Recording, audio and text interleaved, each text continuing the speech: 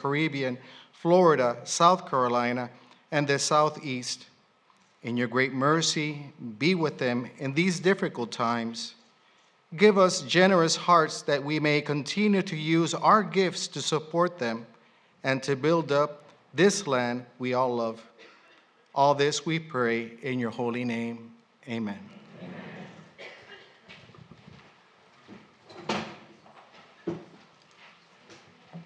Thank you, Chaplain. I know that all of our hearts are with those who are affected by the hurricanes. So, good afternoon. During Hispanic Heritage Month, we often lift up the stories of big moments and the people who made them. Those who shouted until they were heard, those who created movements whose stories end up in our history books. But behind the legendary moments and people, there are never names that make the headlines: parents and siblings, grandparents and neighbors, teachers and mentors, whose everyday decisions shape our lives and ripple forward, whose stories and legacies are left behind in the hearts of all they touched. Yes, our history is found in the big moments, but it's also found in the little ones as well. In the warmth of the hazy afternoon light, when you wrap yourself in the blanket that your grandma made, probably much like today, the one whose scent brings her memory to life. In the words you can hear in your parents' voice that tell you to be brave when it's the last thing you want to do. It's these small moments, tiny acts, that become part of who we are, that guide us forward and pull us home, that add up to a history bigger than any one of us. That history is here today. As politicians and poets, as artists and organizers, you shape our nation each and every day. And Joe and I are proud to stand beside you to celebrate your victories, big and small. This week, Ada Limon, the 2022 National Poet Laureate, the first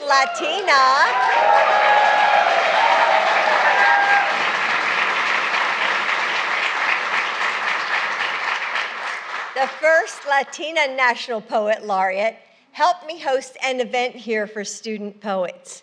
And weren't those students just amazing? Ada, where are you? Oh, hi. Hey.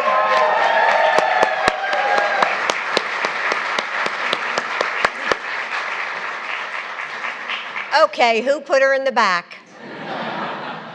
And what I love about Ada's poetry is how she sees the sacred in the mundane moments of our lives.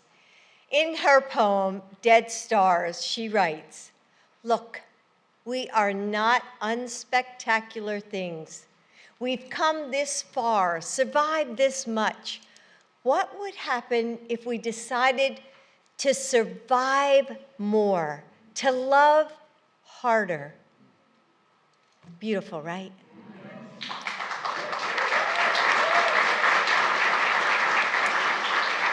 You, all of us, we are not unspectacular things. As we write our future, we do it together, in the little moments and in the big ones, and most of all, with love.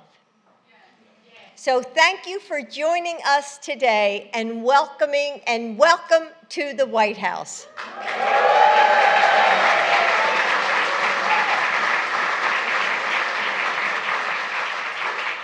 And now I'd like to introduce our very spectacular president, Joe Biden.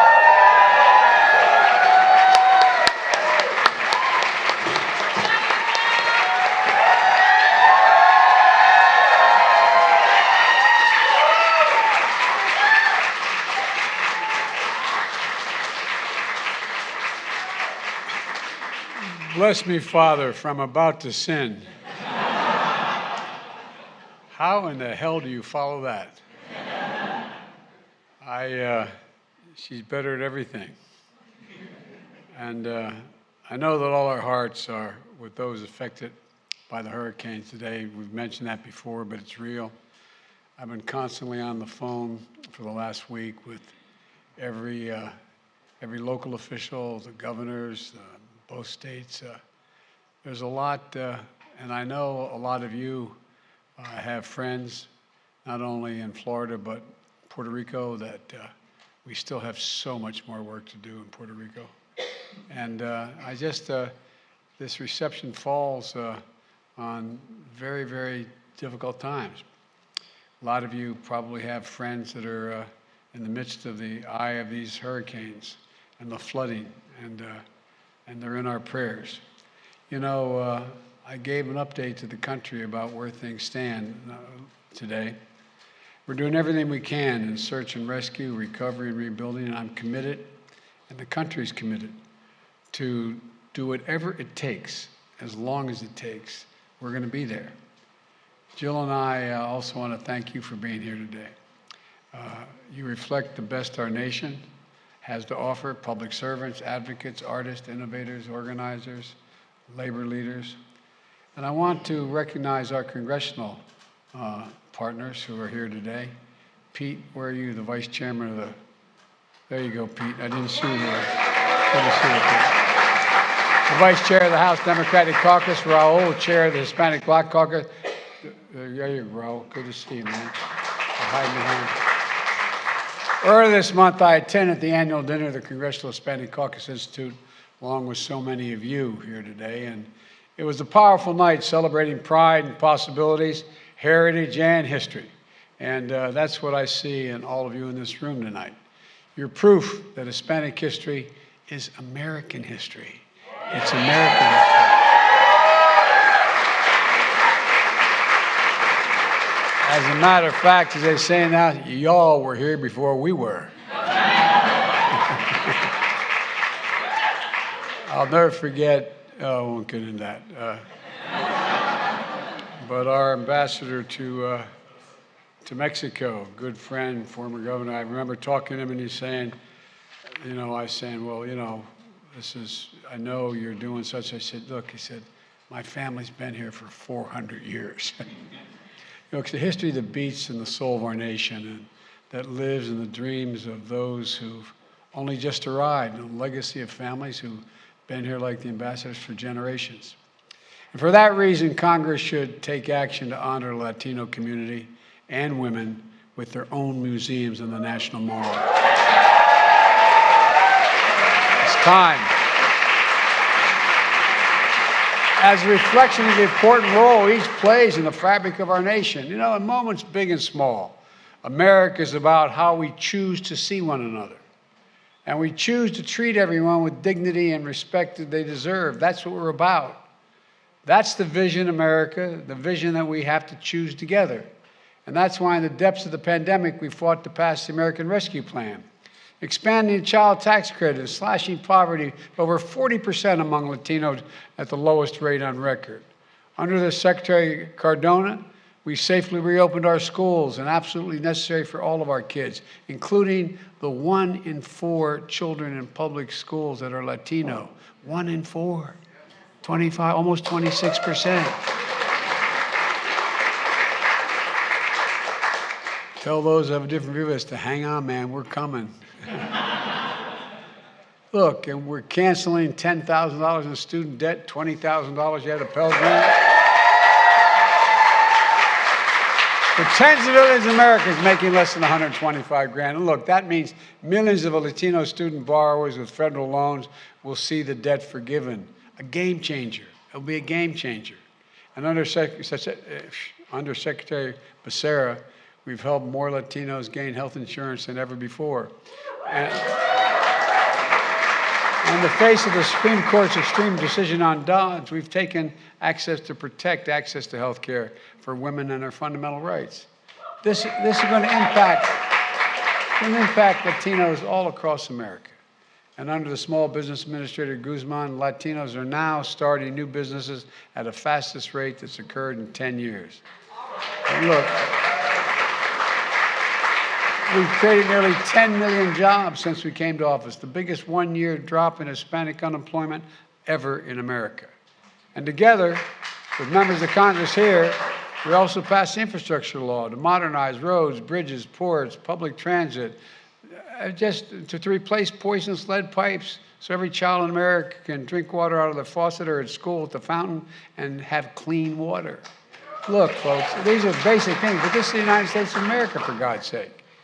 And we passed the historic Inflation Reduction Act, slashing the cost of prescription drugs, health insurance, home energy, and finally making big corporations begin to pay their fair share a little bit. And the law makes the biggest climate investment ever.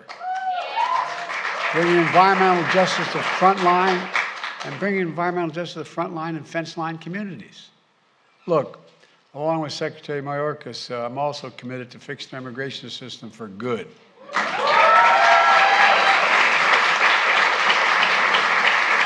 Providing a pathway for dreamers. Can you imagine maybe some of you were dreamers? It's like, I don't know what people expect to say when your mom's taking you across the Rio Grande and say, no, Mom, I'm staying here. I'm not going. I'm going to make my choice. Come on. This is bizarre. The temporary status holders, farm workers, and essential workers as well. We have to do more to modernize our laws so business can get workers they need and families don't have to wait decades to be together.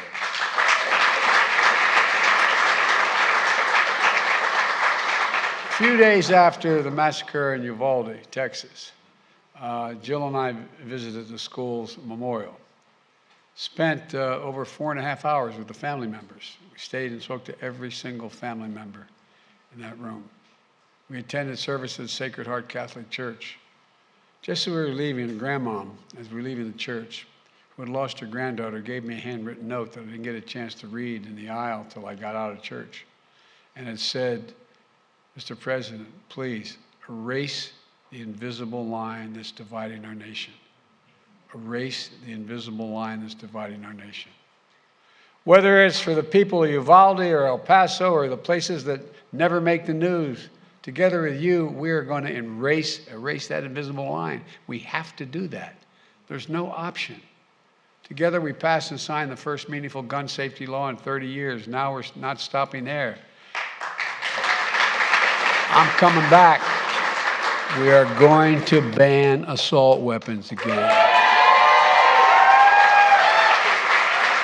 I did it once, and I'm going to do it again. Let me close with this. I've always said America is defined by one word. I've spent more time with Xi Jinping than any world leader has. We were in the Tibetan Plateau, he and I, and he turned to me, and I had an interpreter, and he had a simultaneous interpreter as well.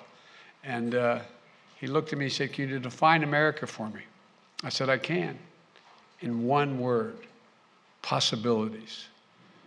Anything's possible here. Anything. We're the only nation built on an idea. Every other nation is built based on geography, ethnicity, or religion, or whatever, but we're the only one based on an idea. We've never fully lived up to the idea. We've never walked away from it. We hold these truths to be self-evident, that all men and women are created equal, endowed by their Creator with certain inalienable rights, life, liberty. We say it all the time, but that's who we are. That's the nation. We are a nation of immigrants, a nation of immigrants. And the possibilities that exist are no more evident anywhere than in the Hispanic community in the United States. I mean it sincerely. Think about it. Nowhere more evident courage and character that reflects who we are as a nation, a great nation, because we are good people. We are good people. So all I want to say is God bless you all. May God protect our troops, and I hope you enjoy the reception, and let's go get them, okay? Thanks. There's food at the other end. We have food at the other end? We have food the other way, right? I think so. So you can stay here and not eat, or you can go down the hall the other end, there's food. Again, oh, by the way, I just want to say this again. Think about it. Think about it. Not a joke. When in American history has there been a circumstance? Can you turn this mic on for me? When in American history has there been a circumstance where one ethnicity has the potential to have such a profound impact on the direction of a country? Not a joke. 26% of every single child who's in school today speaks Spanish. 26%. We've had large waves of immigration before. But the thing is, you just have enormous opportunities to make this country so much better. And I really mean it. I really mean it. And so, as my father would say, let's go get them. Thank you.